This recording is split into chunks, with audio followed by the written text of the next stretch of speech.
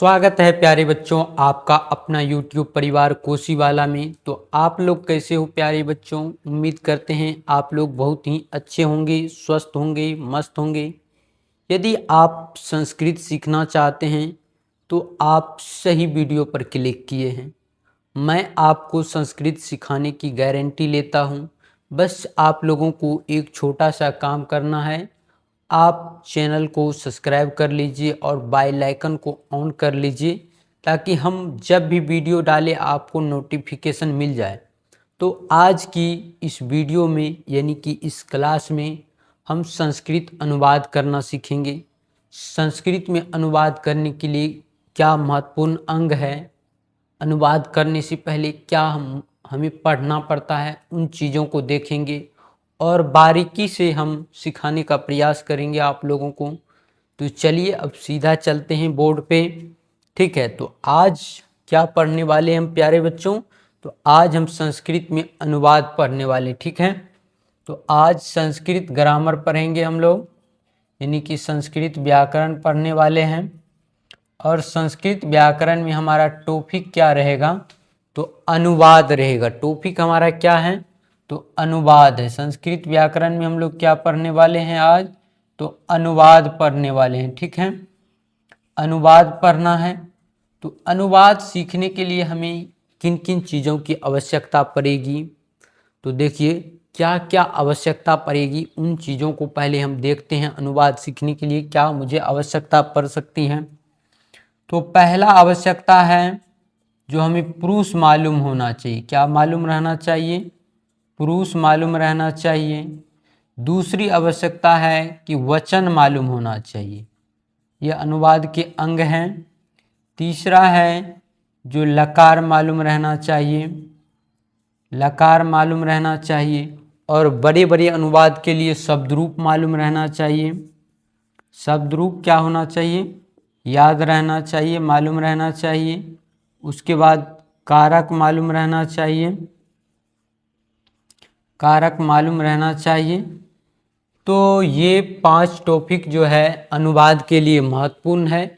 यदि इन चीज़ों को हम पढ़ लेते हैं, पुरुष जान लेते हैं, वचन जान लेते हैं, लकार जान लेते हैं और शब्दरूप जान लेते हैं, उसके बाद कारक को पढ़ लेते हैं अच्छे से, तो हम एकदम से संस्कृत का अनुवाद कर सकते हैं, बहुत अच्छे से कर सकते हैं। तो ये सब के लिए है, चाहे वह क्लास 8 में हो, 9th में हो या 10th में हो, सभी के लिए इम्पोर्टेंट हैं। तो चलिए आज हम शुरू करेंगे। सबसे पहले पुरुष जानने की प्रयास करेंगे, पुरुष क्या होता है। उसके बाद फिर वचन पे, फिर बारीकी से सभी को देखेंगे। ठीक है, तो आइए हम आज सीखते हैं, पुरुष के बारे में सीखते हैं। ठीक है, पुरुष के बारे में हम लोग सीखते हैं। देखिए पुरुष क्या है? पुरुष एक जो है सर्वनाम है, पुरुषवाचक सर्वनाम होते हैं। उन्हीं पुरुषवाचक सर्वनाम को 3 भागों में बांटा गया है, उन्हीं को आज पढ़ना है। तो देखिए पुरुष मतलब क्या? पर्सन। पुरुष मतलब होता है पर्सन। ठीक है, पुरुष को हम इंग्लिश में पर्सन भी कह सकते हैं। तो पुरुष को 3 वर्गों में विभाजित किया गया है। पुरुष को कितने वर्गों में विभाजित किया गया है? तो 3 वर्गों में विभाजित किया गया है। पहला हमारा होता है प्रथम पुरुष। पहला क्या होता है? प्रथम पुरुष। दूसरा होता है हमारा मध्यम पुरुष। दूसरा क्या होता है? ये पहला होता है प्रथम पुरुष, दूसरा होता है मध्यम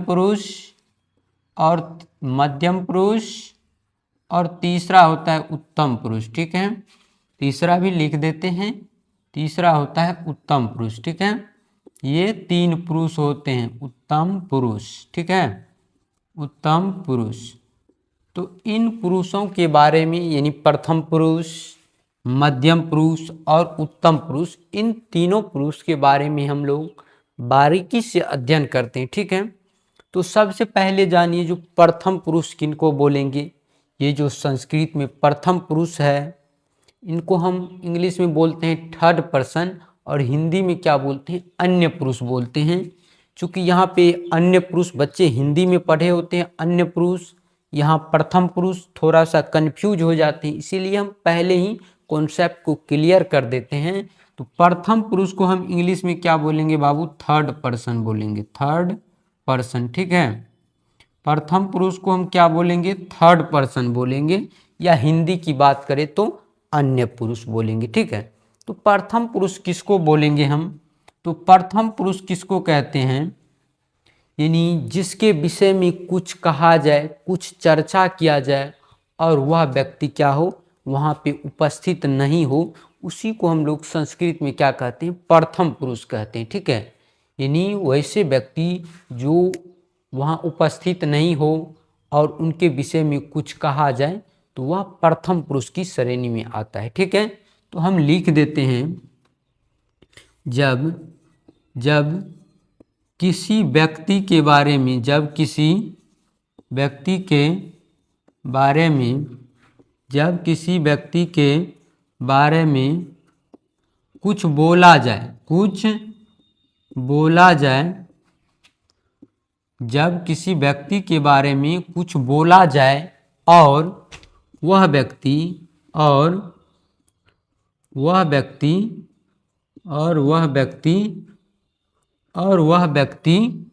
वहाँ पे उपस्थित नहीं हो, और क्या हो, और वह व्यक्ति वहाँ पे उपस्थित नहीं हो, और वह व्यक्ति वहाँ उपस्थित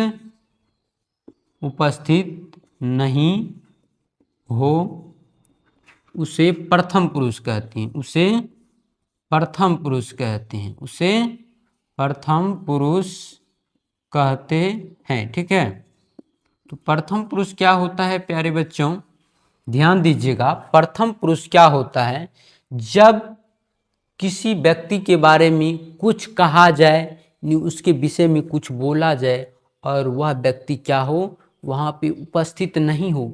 जैसे हम आपके बारे में कुछ बोल रहे हैं, आप हमारे पास उपस्थित नहीं है, आप मुझे नहीं सुन पा रहे हैं, तो आप क्या हुए, प्रथम पुरुष हुए।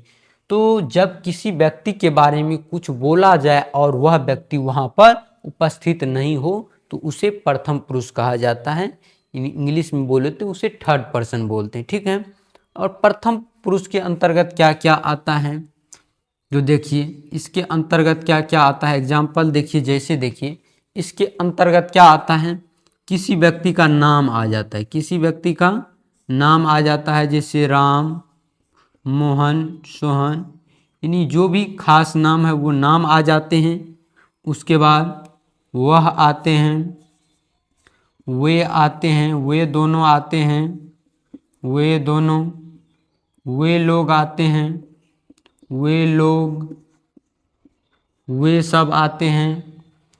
ये सब क्या आते हैं, प्रथम पुरुष के अंतर्गत आते हैं। नाम रहेगा तो सिंपली सी नाम देना है।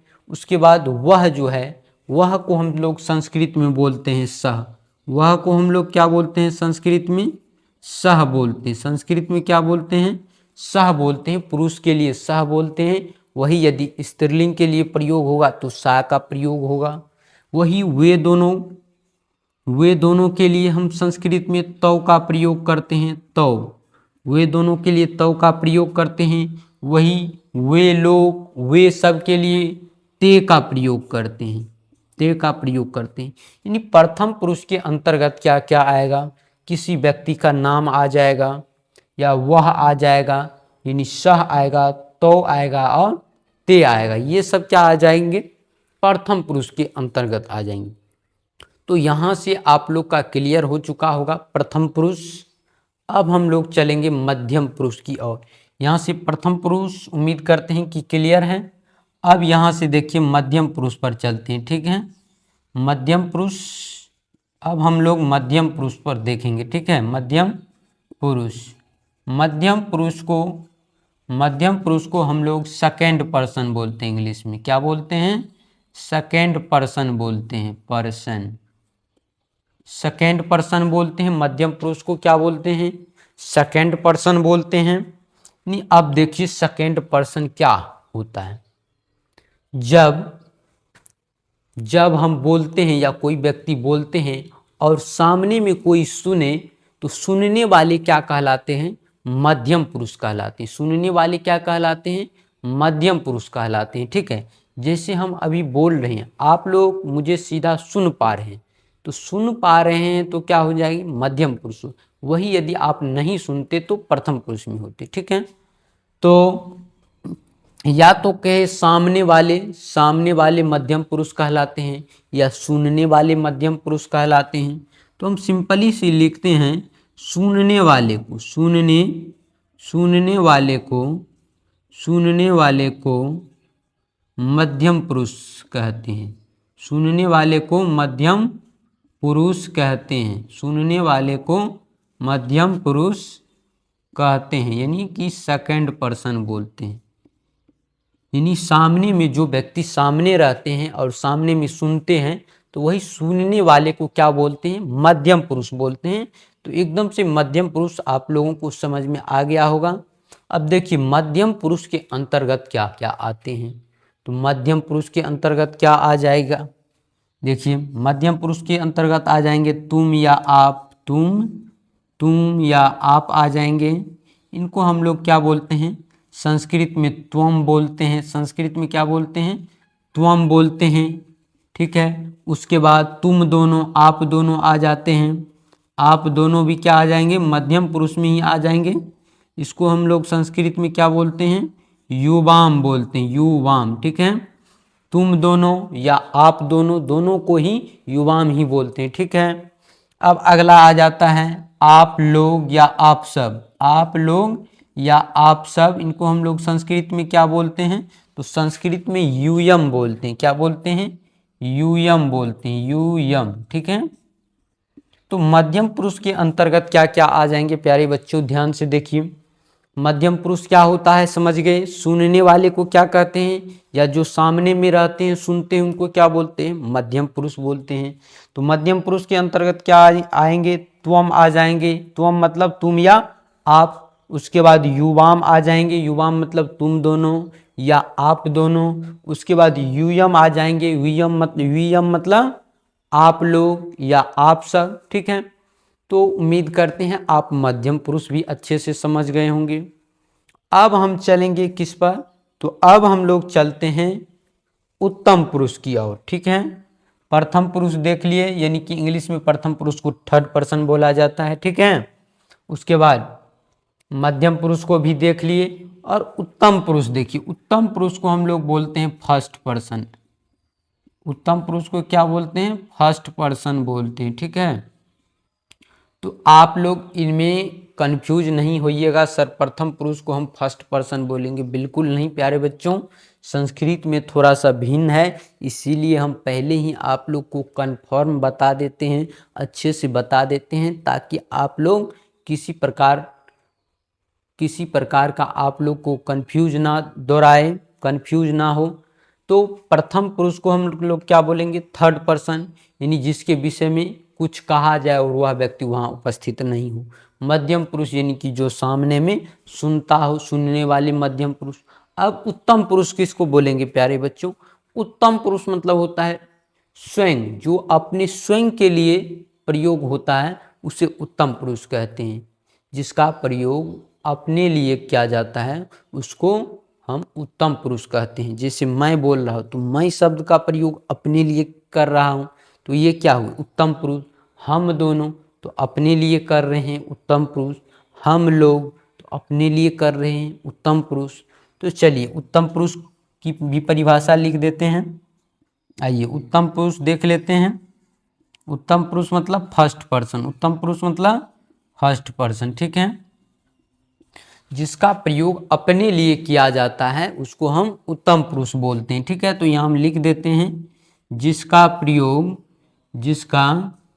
प्रयोग अपने लिए किया जाए, जिसका प्रयोग अपने लिए या स्वयं के लिए किया जाए या अपने लिए किया जाए। तो जिसका प्रयोग अपने के लिए या अपने के जगह अच्छा रहेगा स्वयं लिख देते हैं।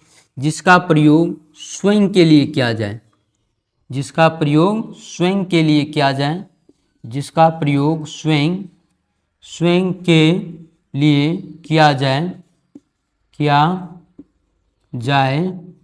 जिसका प्रयोग स्वयं के लिए किया जाए उसे उत्तम पुरुष कहते हैं। उसे क्या बोलते हैं, तो उसे उत्तम पुरुष बोलते हैं, उसे उत्तम पुरुष कहते हैं, उसे उत्तम पुरुष कहते हैं। ठीक है, तो यहां तक समझ में आ गया। अब देखते हैं उत्तम पुरुष के अंतर्गत क्या क्या आते हैं। उत्तम पुरुष के अंतर्गत आते हैं मैं को संस्कृत में क्या बोलते हैं, तो अहम बोलते हैं प्यारे बच्चों। अहम मतलब क्या होता है, मैं।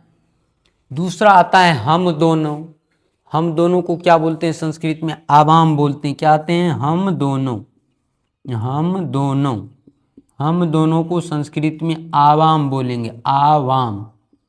ठीक है, और तीसरा आ जाता है हम सब या हम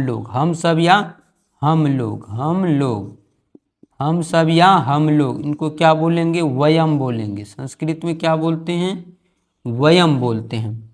तो अब एक बार अच्छे से रिवीजन के लिए देख लीजिए और इनको अच्छा से आप लोग लिख भी लीजिएगा, ताकि समझने में किसी प्रकार की समस्या नहीं हो आप लोग को।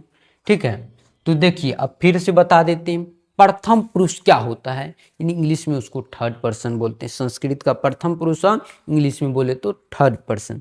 तो थर्ड पर्सन यानी प्रथम पुरुष किसे कहेंगे, जिसके विषय में कुछ कहा जाए और वह व्यक्ति वहाँ पे उपस्थित नहीं हो, तो उसको हम लोग क्या बोलेंगे, उनको बोलेंगे प्रथम पुरुष। ठीक है, प्रथम पुरुष के अंतर्गत क्या क्या आएंगे, किसी का खास नाम आएगा, या सह आएंगे, सह मतलब वह, तो आएंगे, तो मतलब वे दोनों। ठीक है, उसके बाद ते आएंगे, ते मतलब वे सब, वे लोग। यानी कि नाम आएगा, सह आएगा, तो आएगा, ते आएगा। ठीक है, इसी प्रकार मध्यम पुरुष, सुनने वाले जो सामने में सुनते हैं उनको हम लोग बोलते हैं मध्यम पुरुष। मध्यम पुरुष के अंतर्गत क्या आएगा, त्वम आएगा, त्वम मतलब तुम या आप। युवाम आएगा, युवाम मतलब तुम दोनों या आप दोनों। यूयम आएगा, यूयम मतलब आप लोग या आप सब। उत्तम पुरुष, जिसका प्रयोग अपने लिए यानी स्वयं के लिए, जिसका प्रयोग स्वयं के लिए किया जाता है या किया जाए, जिसका प्रयोग स्वयं के लिए किया जाए, उसे उत्तम पुरुष बोलेंगे। उत्तम पुरुष के अंतर्गत क्या आएंगे, अहम आएंगे, अहम मतलब मैं। आवाम आएंगे, आवाम मतलब हम दोनों। उसके बाद वयम आएंगे, वयम मतलब हम लोग या हम सब। तो उम्मीद करते हैं आप पुरुष बहुत ही अच्छे से समझ गए होंगे, पुरुष बहुत ही अच्छे से आप लोग समझ गए होंगे। अब हम चलेंगे, यहाँ से पुरुष कंप्लीट हो चुका है। अब हम लोग कहाँ चलेंगे, वचन पर समझेंगे। अब हम लोग वचन पढ़ेंगे। पुरुष में यदि किसी को कोई दिक्कत हो तो अंत में कमेंट कर दीजिएगा, हम उनको फिर से देखने का काम करेंगे, फिर से समझाने का काम करेंगे। उम्मीद करते हैं वैसे आप लोग को समझ में आ गया होगा, क्योंकि हम बहुत ही अच्छे से बारीकी से समझाए हैं। तो पुरुष समझ लिए, अब हम लोग समझेंगे वचन को। ठीक है प्यारे बच्चों।